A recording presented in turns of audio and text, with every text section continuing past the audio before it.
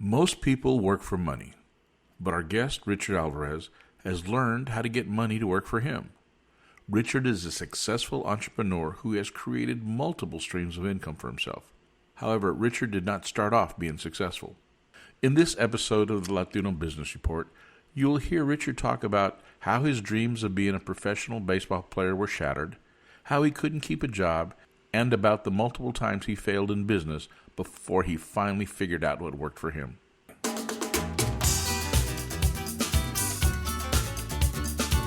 Welcome to the Latino Business Report.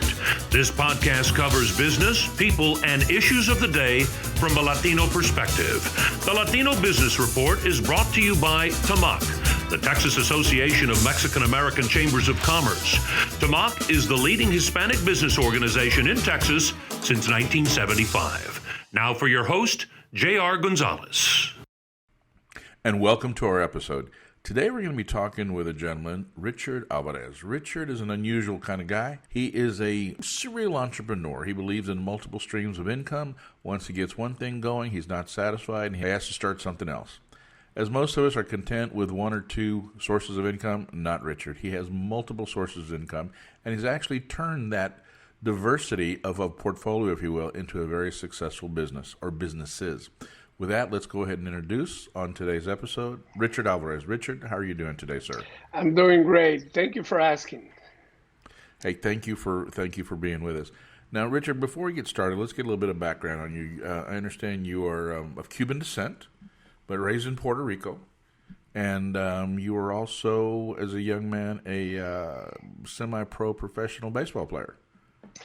Oh, yeah. I started playing ball when I was 5 years old. Actually, as Cubans, growing up, my dad played ball back in Cuba. So growing up.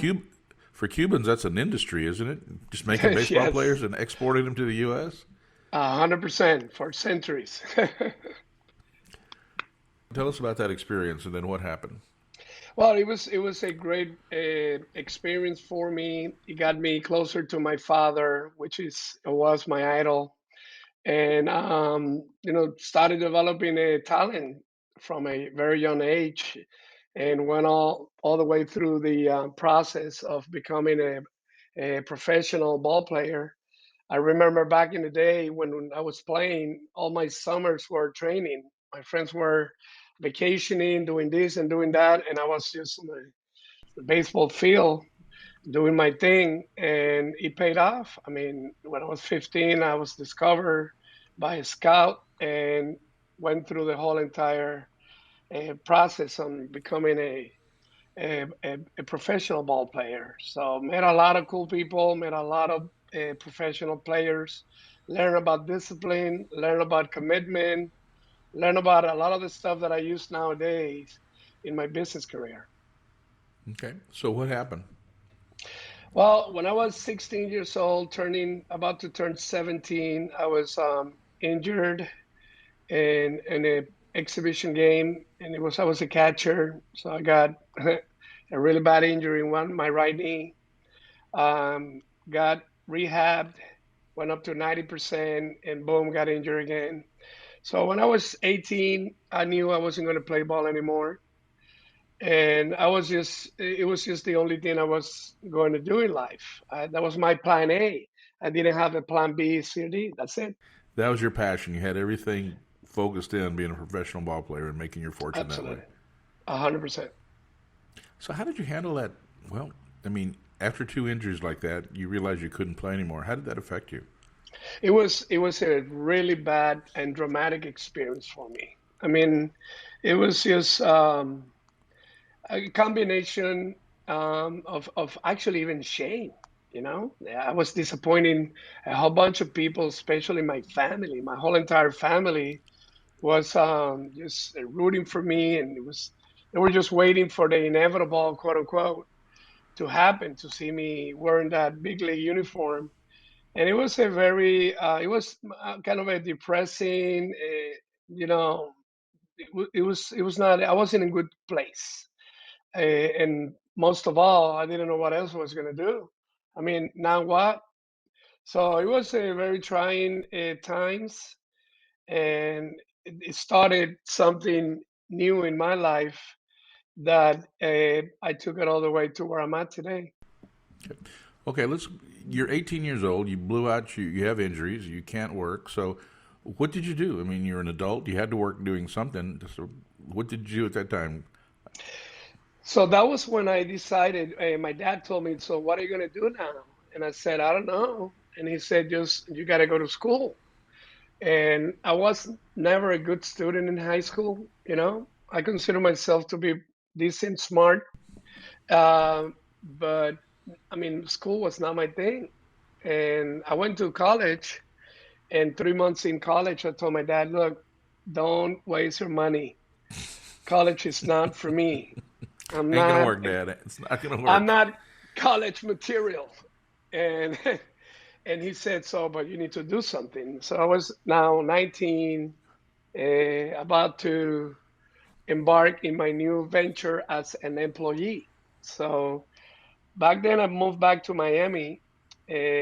Was 19, going into 20, and I started my working experience in Miami. Okay. How did that work out for you? That did not go well. I got actually fired from every job that I had. So I couldn't. I Couldn't mean, keep I a job. remember I couldn't keep a job. I just remember last time that I got fired, my boss sent me to take my lunch, and I said, "No, I don't have to. I'm not hungry." And he said, "But it's your lunchtime. Just go to lunch." And I said, "But I'm not hungry." And he kept saying, "But you need to go to lunch." And I kept saying, "I'm not hungry." And I remember these words till today. He said, "Let's do this. Just go home, have lunch whenever you want, but never come back here." So I call it the walk of shame, going home. Yeah. Yeah, and thinking, wow, I'm associating eating when I'm hungry, not when somebody tells me that I gotta go to lunch. And actually, it was scary. It was unsettling. But looking back, it was one of the best things that it happened to me in life because he pushed me to do more, to explore more, to ask more of me, to blossom, to do Okay. something different. Well, So it sounds like he pushed you out the door, but because of that, you have that opportunity. So now, reading about you at age 20, you started working with your dad. at You age became an 20, entrepreneur, if you will. correct, I call it a force entrepreneur. What I was trying to do is to create my own job. So, I mean, when I got fired, I didn't ask for help. That was my first mistake. Pride took over. So I was broke, hungry, and homeless. A couple of months just, walking the streets of Miami trying to figure out what am I going to do with a small bag, a backpack in my bag, So sleeping in literally the homeless, streets. literally homeless. You like sleeping on shelters and on the streets and in a Yep. car or what? Yeah. Homeless by definition. All of the above. No cars because I didn't have a car. But I was just, yeah, it was a really, really bad experience. But it helped me a lot. Helped me build my character and show me that what I didn't want to do. I didn't want to be homeless. I didn't want to be hungry, you know? So I called my dad and said, "Dad, this work employee thing is not working out." And he said, "What do you mean?" So, well, I got fired from every job that I had here and I'm living in the streets. And he went nuts. "Why didn't you call me? What are you doing?" So he flew to Miami and we opened our first business. We went into business together. I was 20. He had experience. I didn't. So we bought a little bodega in Miami Beach. And the name was ironic. It was called The Last Chance. That was a bodega. The bodega was called The Last The Chance, last and it chance. was Okay. the last chance, and it was just actually the last chance for you to stop and grab something before you go into a causeway that crosses over from Miami Beach to Miami. I see. But actually, it meant more than just that. It meant I thought it was my last chance to make some happen. Okay. So, how long did you work with your dad and with the bodega? I mean, is it still there? Did Yeah. So my dad went back to Puerto Rico, and I ran the whole thing, and it was beautiful. I mean, I remember the bodega was full of stuff, merchandise everywhere. It was up and running. And 10 months later, I bankrupt the bodega. I didn't have anything left to sell. Everything was just gone. ouch? And that was my first failure in business, which, by the way, today, and it's been many, many years for me, that I've learned that failure is part of success. You will not ever succeed if you don't fail first. So I saw it as a bad thing back in the day, but I mean, it was one of the best things that ever happened to me. The only way to learn how to win is to fail first. And failure, I mean, is just a step case to success. Okay. And wow, I'm so glad that I failed miserably. Well, that being the case, I'm destined to be a very successful person because I've had my share of failures, let me tell you. Yeah. Okay.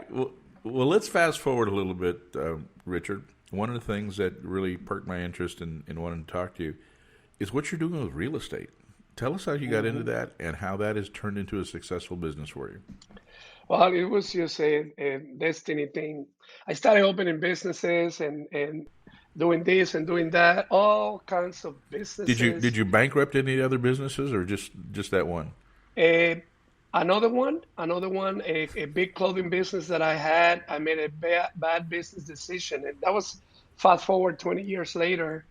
And I was very successful, and I make a wrong move, a wrong decision, business decision, and that business went south. Never bankrupt or never declared bankruptcy in my life, and nothing to be ashamed of if I did. I mean, I know a lot of successful people that have declared bankruptcy, but I mean, it never happened to Yeah. me. But yeah, that was one of two businesses that I bankrupt. I mean, that I went belly up on the business. Pay all my debt, thank God, but the business was shut down. Okay. So in other words, what I hear you saying is it's okay to fail. Mhm. And after you fail a few times, then maybe you learn enough to actually get it right for the third or fourth time. Actually, it's the way you see failure. Failure, it's not a failure until you quit, until you remove yourself from the equation. Now, if you quit, that's a failure. But if you're still in the game and there's time on that clock, you still have the chance to turn it around, to make new partnership. You meet new people, you expand your knowledge, you expand your contacts, and you make it happen again. But it's not over until you quit. Okay. Good advice. Good advice. Hmm. So let's talk about the success of your real estate investment company. How Correct. did you start So, it? How did you start that? And what are you doing with it now? so one of the business that I opened a food business. I started with a small restaurant, and back in the 90s, the food truck industry was just getting really, really interesting. And I moved the concept from a restaurant to a food truck and started opening franchises left and right. And it was extremely successful. I was doing really well, but it's just a very hard industry. So I did it for 15 to 16 years, and I knew I needed to change directions because I was making good money, but my life, my time, my health, all of the above was not doing well. How many food trucks So, did you have? I opened close to 22. Wow. And it was not just like a sandwich truck or something like that. It was seafood. So it was a high Oh ticket. my gosh. Okay. Yeah. And it was really, really, really successful. And I did it in Puerto Rico, and I actually brought that concept here to Florida, and went really well. But actually, you sacrifice some other things in life that are really important, like family and time and health. So I knew I needed a different direction. I was ready to take on a new challenge in my life. Something that I have going for myself is that I'm not afraid of a good fight or a good challenge. I love to challenge myself. I love risk and have a good understanding of what it takes to make it happen. So I went to a seminar on how to invest in real estate, and it was here actually in Orlando, and it was in English. And I met my mentor, that is up until today is one of my best friends today, and went through his program, learned how to invest, started, you know, kicking butt right away, and I fell in love with the concept of leveraging on OPM, on how to use other people's money to make money. I learned how really money works, and that's one of the things that most people is part of failure on personal finances, is that people don't understand how money works. You know, they teach us about money from a very young age, and most of the stuff that they teach us, to be honest, is garbage. It's not true. It's Okay. meant to be to have you as a employee, but they don't teach you how to be an entrepreneur, on how to manage money, on how to make money from money. They teach us how to work for money, or change time for money. I mean, you will never be free or financial free if you change time for money. You're going to run out of time. So when I started listening to all these new concepts, that it was like really the opposite of what I learned. Hmm. Wow, it was like I needed to hear this, and I went on from there. So, in other words, instead of letting the money sit, exchanging your time for money and getting that money and a portion of it and sticking it in a bank for savings, it makes more sense to invest the money, use the money, and I like what you said earlier, whenever possible, use somebody else's money to get what you want or to Absolutely. invest. So, were you flipping houses, or what were you doing in this investment company? Well, the first thing that I did was, again, I learned um, how to manage money. And from there, I went and I built a plan. I mean, I put my goals, what I wanted to accomplish, when do I wanted to accomplish by, and I started taking action. I started buying houses, fixing houses, and flipping properties. I started being the bank. I was lending my own money to my companies, to other investors, so the money was not sitting in the bank. If you put money in the bank, especially nowadays, it's evident what's happening with all these banks. So Hmm. the bank will invest your money, and they will not share the profits with you. And the only reason you put money in the bank is because what they taught you when you were a kid. You need to save money. You need to get a good job. I mean, they never teach you how to invest money. Actually, money is supposed to make money. Money is not supposed to be spent. I don't spend money. I spend profits. I mean, that's a way different Okay. concept. So I started building assets that they pay me monthly instead of me going out to pay somebody else. I build the assets that somebody else has to go work and pay me. So as a real estate investor, real estate pays you. As a real estate owner, you pay for real estate. So I started learning all these concepts and putting them, most important, putting them to the test and seeing the results of it. Once I became a believer, I was up and running. You say put it to the test. How did you do that? Well, the concept that I was learning from my mentor and all this new knowledge, I put it into practice. I took action, and I bought my first property, and then I leveraged money, and I used some of my capital, and I went through the whole construction process, which I never did before. and threw it in the market, worked with realtors to sell the property, and boom, got a check and did it again. Then I went into mobile homes, mobile home parks, and rental properties, and all kinds of. And I always like to get my hands on as much as possible so I can learn. I mean, you will learn more by doing than by listening. So if you read a book, you're going to get maybe 17% of that. If you act on what you learn from that book, that goes up to 80%. So I always wanted to do it rather than just to sit down and listen to concepts. Okay. Now, when you took this real estate investment course, you understand that you hired a coach, learned more about it, then you got that whole course and you translated it into Spanish, and that's Correct. how your company got going. Right. So when I was running my food truck business, I saw it was a Latino business, So my customers, 90% of them were Latinos. And I started seeing these Latinos from every part of Latin America coming in and, from all walks of life, doctors, lawyers, engineers, architects, dentists, you name it. And these people were here with all those, with all that preparation, with those degrees. In this country, driving Uber or working on construction was the number one. I mean, there's nothing wrong with working for a living, but when your background it's in medicine or in law, engineer, and you go to school 6, 7, 8 years, and in your country you're this professional, and you come here to paint houses, and you never paint a house in your life.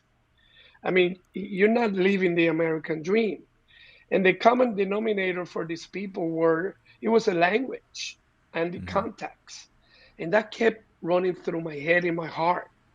And I said, you know what? If these people will get the right information, at least they get a chance to get ahead. I think they're going to do fantastic. So about 10 years ago, God put something in my heart that I needed to do. And I started praying about it. I'm not a religious guy, but I'm a very spiritual guy. I believe in God 100%. And I started, praying about what should I do? How can I impact people's lives like mine once impacted? So I got all this information. I started translating everything, building these courses on how to invest in real estate, all in Spanish. So 8 years ago, I started the motions on how to build a company that can train Latinos on how to invest here in the United States. So it took me a couple of years to put all the legal and all the teams and all the information together to launch what's called today Ganadores, IBR. So Ganadores IBR caters to the Spanish community. Close to 1 million Latinos have gone through our workshops and classes. How many? Close to 1 million. Wow. Yep. And from all countries in Latin America, all of them. So we have a mentorship program, we have investments, we have live events, we have all kinds of stuff going on for the Latino community. So, I mean, the language shouldn't be a barrier for you to just take advantage of what America has to offer. You know what I mean?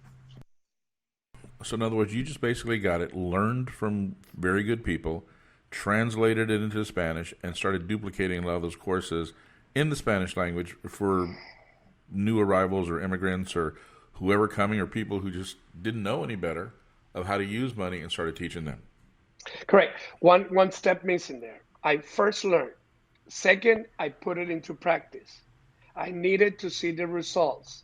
So what I teach today and all my courses are based on experiences in this business that I have done. So you know that it works.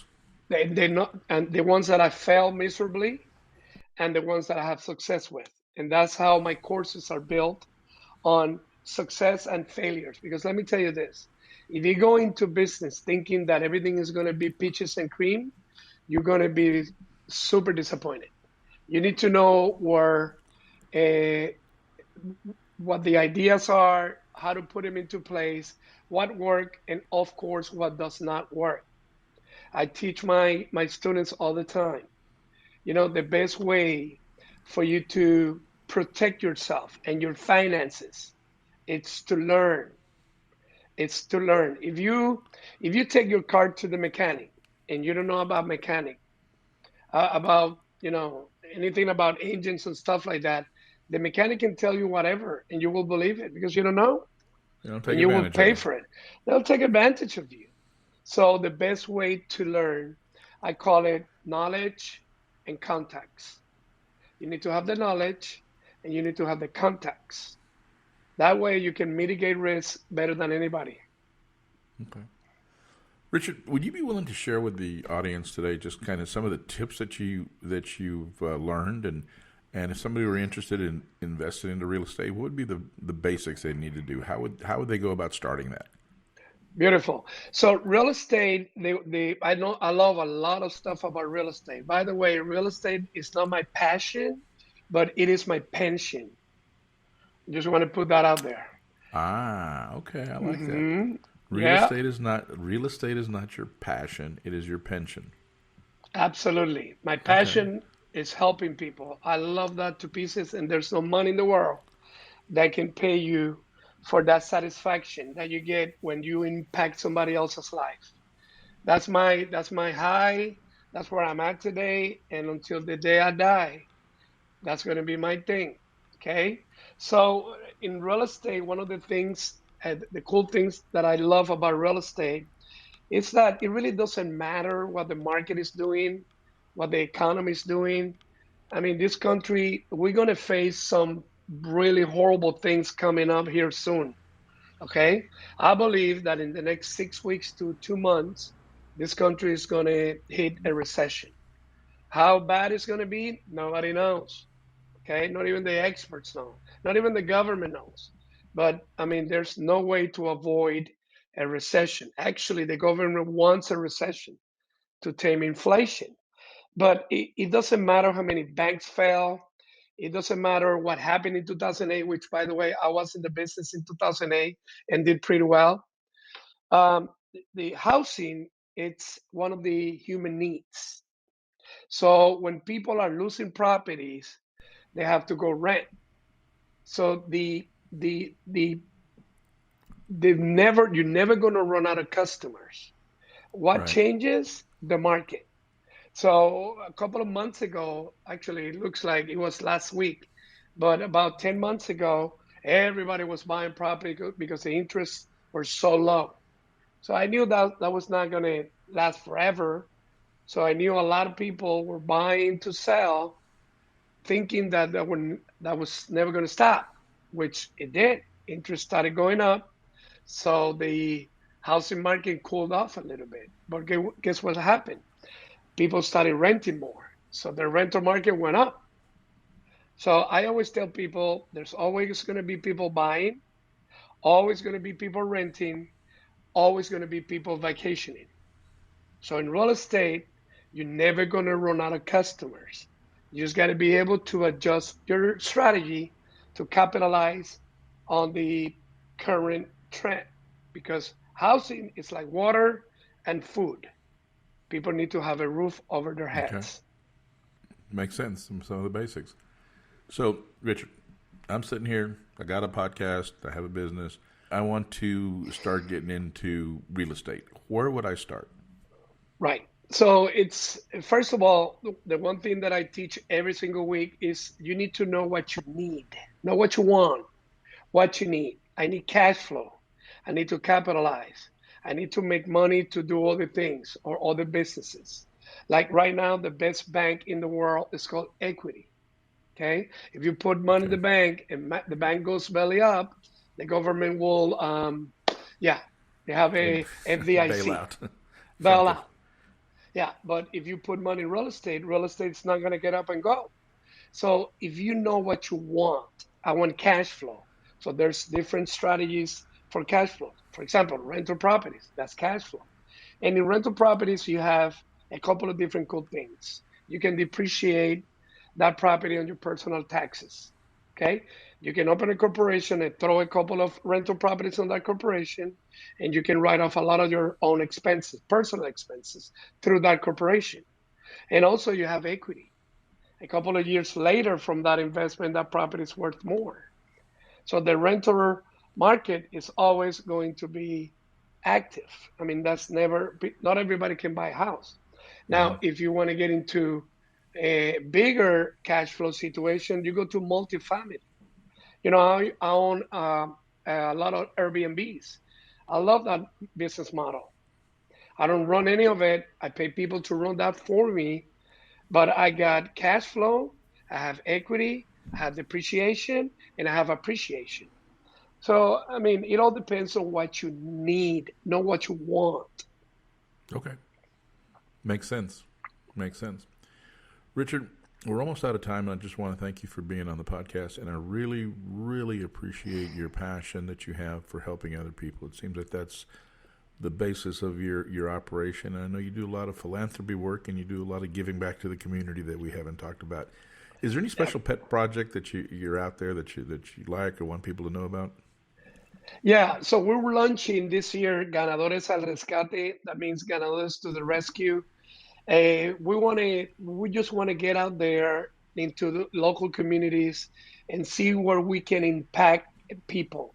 I don't believe in giveaways a lot. I mean, when you give something to somebody for free, the appreciation time frame is short. But if you teach them how to earn a living, that stays there forever. So we want to empower young people. My son works, of course, with me since he's 14 years old. He's 27 now. And he also has a passion to help the young, the 16, 17, 18-year-old kids that has so much distraction, has so much temptations. And in that age, you're trying to figure out which way you want to go in life. So I think that's a right timing for somebody to come in and impact these youngsters, So we want to get out there. Our students are going to do the same. They all understand our mission. Our mission is to give back and to try to make it better communities, little by little, a person at a time, a group at a time. And we're going to be proactive this year, tremendously proactive this year. Sounds great. Richard, thank you very much, and very impressive, if I may say so. We're talking about a young Cuban raised in Puerto Rico who had an ambitions to play professional ball, got a couple of injuries, couldn't do that, became an employee and failed miserably about being an employee, was asked to just go to lunch and don't come back. Became an entrepreneur, started some businesses, succeeded at some, failed at others, learned from those failures, and definitely understood the power of real estate, using other people's money and having money work for you. So congratulations on your success, and we look forward to hearing about you even more. And I hope that your prediction of a recession in the next 6 to 10 weeks is incorrect, but we'll see what happens. Ladies and gentlemen, you've been listening to the Latino Business Report. Our guest today has been serial entrepreneur, Richard Alvarez. And my name is J.R. Gonzalez. I'm your host, and you can find all our episodes on LatinoBusinessReport.com. We're also on YouTube, and I like what you say. I like what you're doing, and it goes along with what I tell a lot of people all the time. Money should be a byproduct of doing what you love doing. Amen.